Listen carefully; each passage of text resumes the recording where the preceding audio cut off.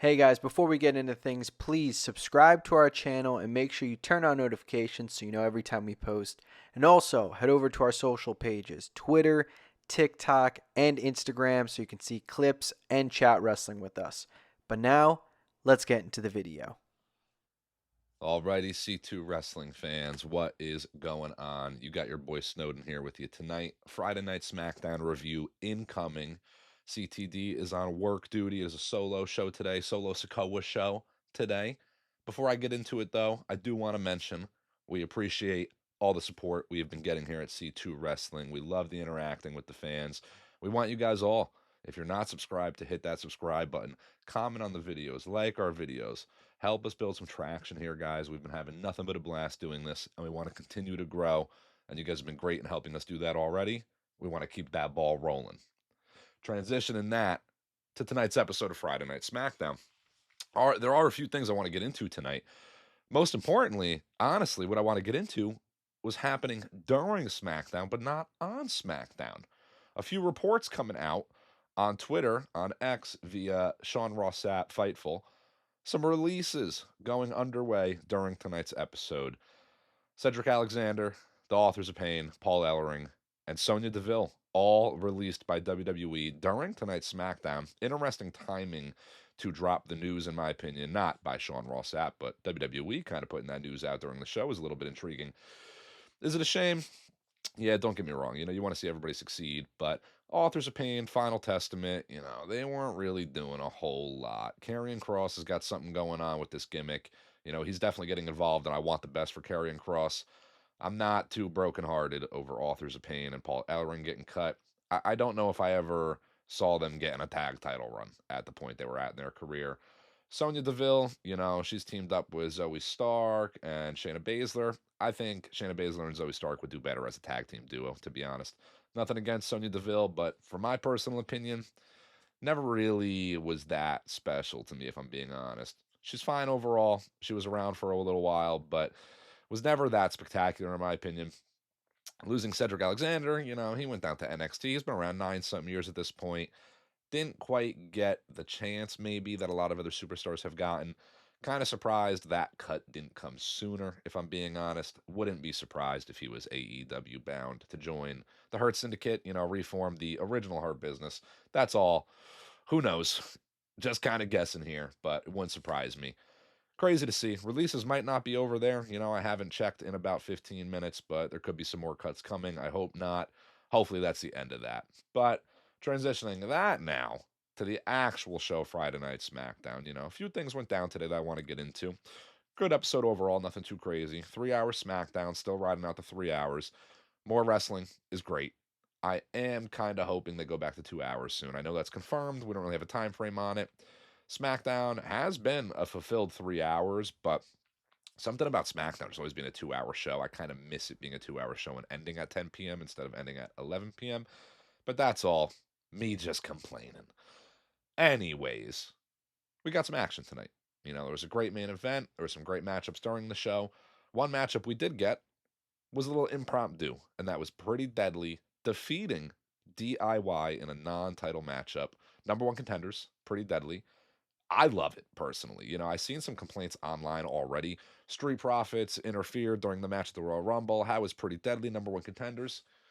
Are we watching the same show, guys? You guys can't possibly be watching week in and week out if that's your complaints. Pretty Deadly has been more involved in the Motor City Machine Guns DIY story than the Profits were. The Profits were off TV for the last matter of weeks. The Profits also did get a segment tonight, too, so it's not like they weren't on TV.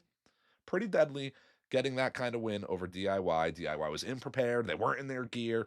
It makes sense. That is how you can do a good setup towards a number one contender match. I don't predict Pretty Deadly beating DIY for the titles quite yet. I still think we're getting a multi-man tag match at WrestleMania, including DIY, the Profits, Pretty Deadly, probably the Guns, maybe Humberto and Garza. Who knows at this point? But I think it's great. I love Pretty Deadly getting the spotlight a little bit. That's the tag team of tag teams right there. Pretty Deadly ever since they were in NXT UK. That is a perfectly formed tag team. Every now and again, you get a Cody Rhodes and a Jey Uso that form a tag team, get a tag title run, and it's cool. But a lot of times you get these universe mode tag teams, guys get thrown together, and it's not that great. Pretty Deadly is a tag team if I've ever seen one. Now, as I'm doing this, I got SmackDown on in the background. And the main event, I'm skipping right to the main event because we got Cody Rhodes and Jey Uso, as I just mentioned, teaming up against Tama Tonga and Jacob Fatu. Interrupted by Solo Sikoa. Comes out, Samoan Spikes Cody Rhodes. Very, very interesting to see. Wouldn't surprise me if we got a Cody solo match maybe at the Chamber leading to WrestleMania just to kind of fill the card out a little bit. I've been kind of wondering what they're doing with Solo. You know, he wasn't at the Rumble. I figured he would be on TV before the Chamber. Wasn't sure if he'd be there tonight, but I love that personally. I think that's a great main event too. Jay and Cody versus Fatu and Tama Tonga. Why not fill the main event with the two most over guys in the company versus really the next big up and comer in Jacob Fatu alongside Tama Tonga, of course. It's fantastic stuff to see. You know, wrestling, we've been on the wave, C2 Wrestling. We've been talking so much about how great WWE has been lately. And top to bottom, it really has been fantastic. There is not much to complain about, if anything. If you are complaining, it is nitpicky stuff. I can't get over all of the shovels being dug for Carmelo Hayes, buried. Even Carmelo Hayes is hitting the taunt out there with the shovel. Carmelo Hayes against Tozawa. Come on, guys. How many times do we have to say this? You're not watching the same show as we're watching. If you are really going online after the show and saying Carmelo Hayes is buried, this, that, whatever, there's a story being told here with Carmelo Hayes. It is long term storytelling and it's playing out wonderfully.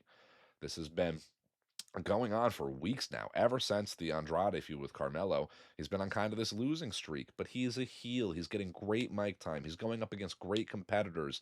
He's in main event segments with a lot of these main eventers.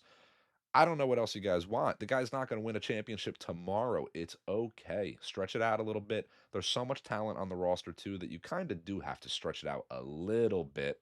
You can't just put the title on everybody. We'll get into that in another episode.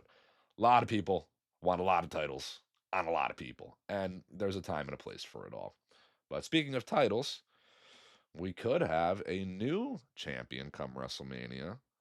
But it depends on who wins the Elimination Chamber. We did get a pretty great triple threat match tonight between Drew McIntyre, LA Knight, and Jimmy Uso. Drew McIntyre, victorious, goes on to the Chamber alongside CM Punk and John Cena. This is the most stacked Chamber match we've ever gotten so far. Braun Strowman versus Jacob Fatu. Next week versus Damian Priest. Sorry, it's a triple threat. I'd imagine Damian Priest gets into the match. Braun Strowman and Fatu kind of have their own thing going on. Somehow, Braun Strowman probably takes the pin there from Priest. Priest gets in the match, and I think that sets up the Drew and Priest match at Mania. Cena still seeming likely to win this Chamber. I believe Meltzer reported that Cena's winning the Chamber, though, so I don't know. Doink the Clown can win the Chamber then, for all I know. We have no idea what's going to happen, but it is looking likely that Cena wins, goes on to face Cody Rhodes at WrestleMania.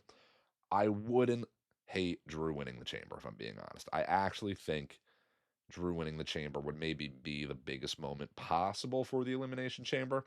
I understand the marquee match that is John Cena versus Cody Rhodes for the WWE Championship for John Cena's 17th title. But something about Drew, man, he's been so good for so long now. And, you know, he had a very short stint world title run. He had some great feuds, the Hell in a Cell match with Punk. But it does feel a little bit like he's got the short end of the stick when it comes to the bigger picture of things. A lot of these guys are just getting a hell of a spotlight right now. And so is Drew. But at what point are you actually going to put the title on Drew and let him run with it for a little while? Hopefully that happens eventually, but there's a lot of great things coming. Not only in the world of WWE, but in the world of C2 Wrestling. We were live for the Royal Rumble. We were live for Saturday night's main event. We're going to be live for the Chamber. We got a lot of videos planned. We got vaults coming out, reviews, podcast, you name it. Some great ideas on the way as well. We want you guys, again, I'm going to repeat it here. Like, comment, subscribe, follow us on all the social media. We're trying to grow here, and you guys have been a great help so far. Let's continue this. C2 Wrestling on the rise. I've been Snowden. Till next time.